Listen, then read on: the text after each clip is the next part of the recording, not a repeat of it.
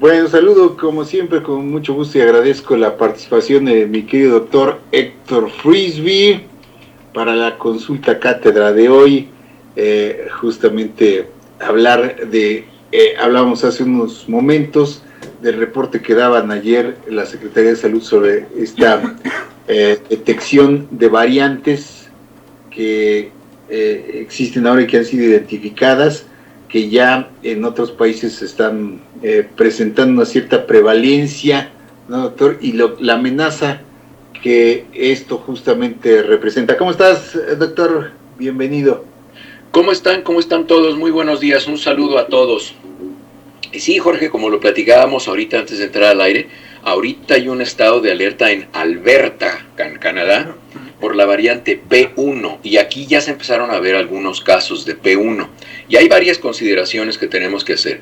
En primer lugar, ¿por qué se han detectado más variantes diferentes a lo que se conoce como el wild type? El wild type es como el tipo salvaje, sería la traducción literal, pero wild type se refiere a la variante original que se encontró, la inicial, la primera que se encontró del SARS-CoV-2, ese se conoce como el wild type. Y luego vienen las variantes que se van numerando dependiendo de su linaje genético.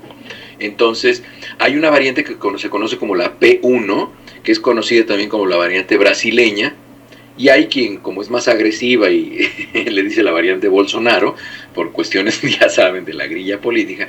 Y hay otra variante que también nos llama mucho la atención, que es la variante que surgió en el sureste de Londres, la 1.1.6. Esas variantes se están observando dos cuestiones muy interesantes y ahorita vamos a platicar cuál va a ser el impacto respecto a la vacunación. Los aspectos interesantes es que estas variantes se transmiten más rápido de una persona a otra. Acuérdense que hay dos cosas en la transmisión de las infecciones virales. Una es el R0, es decir, cuántas personas se van a infectar a partir de una persona infectada. Y la otra es cuánto tiempo pasa de que una persona se infecta a que se infecta la siguiente. Lo primero es el R0 y el segundo es el S1 o SI o intervalo de la serie. En estas dos variantes que les menciono, no se aumenta el número de personas que se infectan, pero sí se reduce el intervalo de la serie. Es decir, de que la primera persona se infecta a que la segunda se infecta, pasan menos días. Y es por eso que ya se va a empezar a ver de manera más acelerada una presentación más rápida de casos, que es lo que les está sucediendo en países como en Chile, que tienen muy buena vacunación, pero como tienen una gran influencia de la variante P1, variante brasileña, entonces no pueden con los casos, aun cuando estén vacunando. Entonces hay que cubrir todos los frentes. Y eso está empezando a verse en algunos lugares de aquí de Estados Unidos, en Canadá, y se va a presentar en México. ¿Cuáles van a ser los problemas en México? En primer lugar es que en México no se hace secuenciación viral de manera tan frecuente como se debería hacer. ¿Esto qué significa? Que cuando vemos que un paciente se infectó muy rápido o presentó un cuadro anormal de COVID mucho más agresivo en una persona que no lo esperábamos, es decir, un muchacho de 22, 23 años, se complica, le da neumonía, algún cuadro que no esperábamos ver, entonces a ese paciente hay que hacerle una secuenciación viral. Es decir, hay que ver qué variante tiene para ver si ya están empezando a llegar las nuevas variantes. Y entonces se empezaron a plantear alternativas aquí en Estados Unidos ya, porque se ha visto que estas nuevas variantes atacan de manera más agresiva a población más joven, que puede ser por dos fenómenos. En primer lugar, porque ya la mayoría de las personas adultas mayores y con comorbilidades ya han sido vacunadas por lo menos con unas dosis, y entonces ahora ya el virus ataca más a gente joven, pero lo que sí se ha visto es que la gente joven se agrava cuando se infecta por estas variantes. Y entonces se están planteando la siguiente posibilidad. Aquí en Estados Unidos, en algunos estados, y en Canadá también ya lo están planteando. Y esta posibilidad es de dar mucho más primeras dosis a más personas, aunque se difiera la aplicación de la segunda dosis para alcanzar el 96 o 100% de eficacia que se alcanza con las vacunas. Mejor vacunamos a más personas, aunque se protejan el 70%, pero de esas formas de esa forma nosotros protegemos a mucho mayor población y disminuimos la velocidad del desplazamiento de la pandemia. Y eso se está analizando como una estrategia. Entonces es muy importante, y ustedes lo van a saber, ya saben que aquí siempre nos hemos adelantado y siempre les he dicho las cosas antes de que sucedan, y van a ver que esta va a ser la noticia dentro de 3 o 4 semanas en México, porque ahorita es la noticia aquí en Estados Unidos y en Canadá, y se va a ir desplazando el virus hacia México. Va a obedecer la misma conducta que obedeció la primera ola de infecciones mundial, que llegó a Estados Unidos, de aquí fue bajando a México, de ahí se bajó a Centro y a Sudamérica, porque así obedece el desplazamiento de las personas. Entonces es muy importante que la gente esté al pendiente de cómo se van presentando las nuevas variantes, y ojalá se empiezan a hacer más secuenciaciones virales en México para ir identificando con qué velocidad se van presentando las nuevas variantes en México, para ir elaborando modificaciones o adaptaciones de la estrategia de vacunación. Entonces, que no les sorprenda que dentro de un mes o dentro de algunas semanas en México digan, ¿saben qué? Vamos a empezar a vacunar ya a más gente, aunque sea joven, para que al menos tengan una dosis y se protejan más, porque va a empezar otra vez a ocuparse los hospitales de manera mucho más acelerada. Entonces tiene que empezarse a adaptar el programa de vacunación COVID. Va a ser muy importante. Así es, doctor. Es importante agilizar, en la medida de lo posible, de que estas dosis vayan llegando y distribuyéndose, alcanzar a la población. Allá en Estados Unidos pues han tenido realmente un dinamismo impresionante, ya más de 150 millones de vacunas aplicadas a la población, muchas ya en segunda dosis. Se va a adelantar el esquema para vacunar ya a todas las edades a partir ya del 19 de abril. Depende de los estados, Jorge, porque aquí, por ejemplo, aquí ya se está vacunando, prácticamente es vacunación universal aquí en Colorado, ya se está vacunando a todo el mundo. Entonces, hay estados que están un poco más avanzados, hay estados que están un poco más atrasados, pero sí, tienes razón, la vacunación aquí va avanzando mucho, pues por una razón muy sencilla, la vacuna se fabrica en Estados Unidos, ¿no? Claro, así es, doctor. Y hay otro tema también ahí preocupante y subyacente que te plantearía, que es el de algunos países con esquemas de vacunación ágil siguen presentando el tema de contagio, como en Chile, que también han tenido una exitosa aplicación de la vacunación. Se están presentando casos todavía de contagios altos. Esto quiere decir que, sí, las vacunas ayudan, doctor, pero hay que mantener también a la par las medidas de prevención, sobre todo por estas variantes, como tú mismo lo dices, ¿no? La vacuna ayuda, pero no es también la única solución, ¿no? No es la única. Acuérdense que cuando hablamos de la seriedad de la transmisión de la pandemia, tenemos que utilizar las palabras apropiadas. El contagio no se va a detener con la vacuna. Acuérdense que la vacuna lo que previene es la enfermedad. Va a prevenir que una persona se enferme o se enferme de gravedad y vaya a dar al hospital, pero no se disminuye la transmisión de una persona a otra. Sigue siendo infecciosa una persona después de vacunarse. Una persona después de vacunarse se puede infectar y puede infectar a otras personas.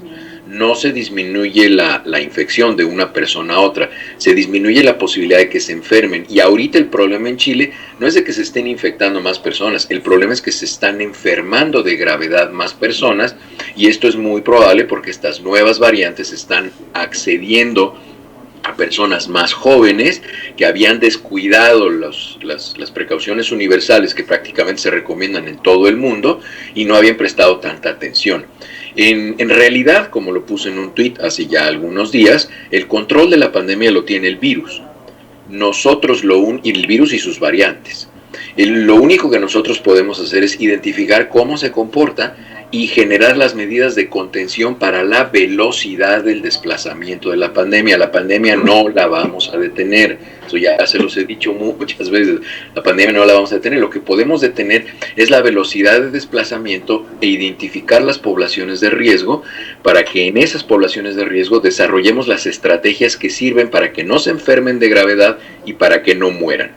Entonces, la única estrategia que existe hasta el día de hoy para evitar que una persona se enferme de gravedad y muera es la vacuna. Las únicas estrategias que existen para disminuir la velocidad del desplazamiento de la pandemia son las precauciones universales. Quédate en casa, si tienes que salir usa cubreboca, lavado de manos, no te toques la cara. Y si ponemos juntas las dos, las precauciones universales y la vacunación, entonces por eso vemos una disminución muy importante.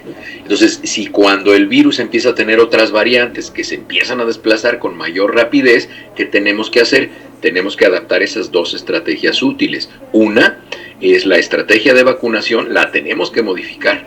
No podemos estar casados con que no. Tienen que ser 2 dosis a los 21 y a los 28 días. No, ¿sabes qué? Lo vamos a modificar y entonces vamos a ponerle la vacuna primera dosis, en vez de que haya 25 millones de personas en México que tengan 2 dosis para finales de septiembre, pues mejor que haya 70 millones de personas con una sola dosis, con una protección incluso mejor que la de la vacuna de influenza, no tan buena como si se tuvieran las 2 dosis de cualquiera de las vacunas de 2 dosis, pero ya se tiene una protección mucho más universal en la población.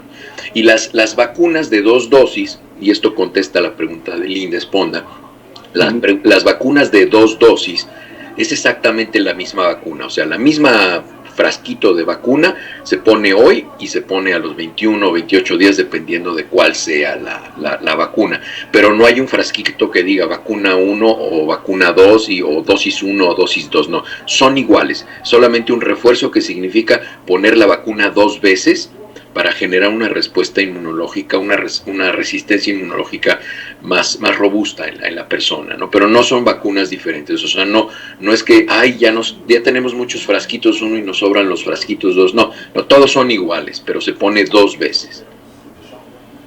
Así es, doctor, y esto que salió por ahí, a veces es la interpretación también la que hace que las cosas se entiendan mal. Salió por ahí diciendo alguna de las farmacéuticas, no recuerdo cuál, si fue Pfizer, diciendo que la vacuna estaba comprobado que daba una protección mínima de 6 meses. No quiere decir que a los 6 meses se te acabe automáticamente con reloj en mano, ¿no, doctor? O sea, no, porque la protección en todo lo alto al 100, 6 meses. Es obviamente una ventana más amplia, ¿no? Pero 6 meses son, digamos, al 100%, ¿no, doctor? Les repito, el control de esto lo tiene el virus, no lo tenemos nosotros. La vacuna es una vacuna para el tipo de virus que estamos teniendo ahorita, para las variantes que tenemos ahorita. Si el virus decide presentar una serie de mutaciones con una variante que tenga relevancia biológica, es decir, que sea mortal, que tenga resistencia a la vacuna, que cualquiera de esos tipos que tenga, entonces incluso merecería que la llamáramos cepa. Hasta ahorita ninguna variante merece, por su relevancia biológica, ser llamada cepa. Entonces todas son variantes, que es así como que un ascenso jerárquico mediano, pero no tan relevante como tener una nueva cepa. En el momento que surja una nueva cepa, en ese momento es muy probable que tengamos que generar una nueva vacuna. Este virus se reproduce 5 veces más, se muta 5 veces más despacio que el virus de influenza. Entonces es altamente probable que la siguiente variantes relevantes o la siguiente cepa del SARS-CoV-2 que se presente sea en 4 o 5 años. Esto significa que el siguiente ciclo de vacunación para COVID-19 tendrá que ser en 5 años aproximadamente, es decir, en el 2026 estaremos vacunando para COVID a las siguientes personas que no se han vacunado, y probablemente esta vacuna de COVID-19 se vaya a integrar al esquema de vacunación universal a partir de, no sé, de determinada edad, de los 2, 3 años, ya se recomienda que se le ponga a los niños la vacuna COVID, ¿no? Entonces se va a integrar a todo este gran cúmulo de vacunas que ya nos ponemos para que estemos protegidos, ¿no? Así es, doctor, y te pregunta Bere Cruz, a mamá le dijeron que sus defensas están demasiado bajas y le recomiendan que no se vacune. Híjole, Bere, a quien le dijo que sus defensas bajaron mucho y que no se vacune, retírale la palabra. Esa gente no te conviene. No te conviene tener ese tipo de gente cerca. Eso que te dijeron es una profunda y robusta estupidez. Muy bien, doctor, pues ahí está el tema. Seguirse cuidando es, desde luego, y seguirá siendo forever, ¿verdad, doctor? Pues lo mejor para todos y cada uno de nosotros, vacunados o no, con 1, con 2 dosis, acuérdense, lo mejor es seguirse cuidando, seguir utilizando el cubrebocas, las medidas de higiene, el distanciamiento, evitar salir, evitar tumultos. Todo eso que ya hemos repetido hasta el cansancio seguirá siendo la mejor medida de prevención, junto con la vacuna, si la puede tener, póngasela y mantenga todas esas previsiones a la mano, desde luego, como una de las mejores medidas para ir dándole la vuelta a esta situación que pues todavía va para rato, ¿no, doctor? Va para rato. Sí, y aquí está diciendo Leto de su mami, comenta que ya pasaron 28 días. No te preocupes, Leto, hay incluso protocolos de investigación en los cuales se ha visto que la segunda dosis se puede poner hasta 47, 48 días después de la primera. Tu mamá, con la primera dosis que le pusieron y ya pasando 28 días, ella ya tiene una protección significativa, muy similar a la que tendría, por ejemplo, con la vacuna de influenza. Es decir, su protección ya está entre el 50 y el 60%. Entonces, es muy buena la protección que ya tiene tu mamá. Entonces, es muy buena la que ya tiene. Berenice Cruz, para fortalecer las defensas. Mira, Berenice, el sistema inmunológico de una persona es competente a menos que tenga enfermedades oportunistas. Si tu mamá no tiene enfermedades por hongos en la boca o en todo el tracto digestivo, si tu mamá no está presentando neumonías 2 veces al año, eso de tener las defensas bajas, eso es un mito, es una idea que hay mucha gente en México, que hay por fortalecer el sistema inmune, una dieta sana, actividad física, no fumar, dormir bien, tratar de disminuir los niveles de estrés. Eso es lo que fortalece las defensas. Los multivitamínicos lo único que hacen es que hacen que tu orina sea de las orinas más caras del mundo, porque todas las vitaminas que no necesitas las orinas, por eso te sale amarilla la orina. Entonces no gasten dinero en cosas que no necesitan. ¿Cómo la ayudas? Pues nada más ten la seguridad de que come comida fresca, que cocina todos los días, que no coma comidas congeladas, que no fume, si está gordita que baje de peso, que camine todos los días, y de esa manera su sistema inmunológico es competente. Recuerden cuál es la primera causa de inmunodeficiencia en México y en el mundo, es la desnutrición, y hay muchos adultos y adultos mayores, no sé qué edad tenga tu mami, están desnutridos, y es tan fácil como, pues no sé, hacerle una biometría hemática, y si el nivel de glóbulos blancos es normal, y los diferentes tipos de glóbulos blancos, los neutrófilos, los linfocitos, los monocitos, los eosinófilos y los basófilos, y todos esos diferentes glóbulos blancos están normales en porcentaje y en cantidad, su sistema inmunológico está de primera. No necesita tomar nada, ni nada, absolutamente nada, llevar una vida normal, no te preocupes, Berenice. Pues ahí está, doctor, muchísimas gracias, como siempre, por esta información valiosa y de primera mano, que es a la que hay que recurrir, y por ello te agradecemos como siempre estas participaciones, querido doctor. Que tengas un excelente fin de semana. ¿Cómo está ya el clima? ¿Ya se acabaron las nevadas siempre? Ya va empezando el calorcito, ya está empezando a ponerse verde por aquí el ambiente. Vamos a ver qué tal se pone de caliente, porque sí, también hace mucho calor, ya saben que nos llega hasta 42, 43 la temperatura. Muy bien, mi doc. Pues muchísimas gracias, como siempre, te mandamos un abrazo y nuestro agradecimiento, querido doc. Que estén bien, hasta luego, que tengan un lindo día. Igualmente, doc. Vamos a hacer una pausa, queridos amigos, continuamos. a quien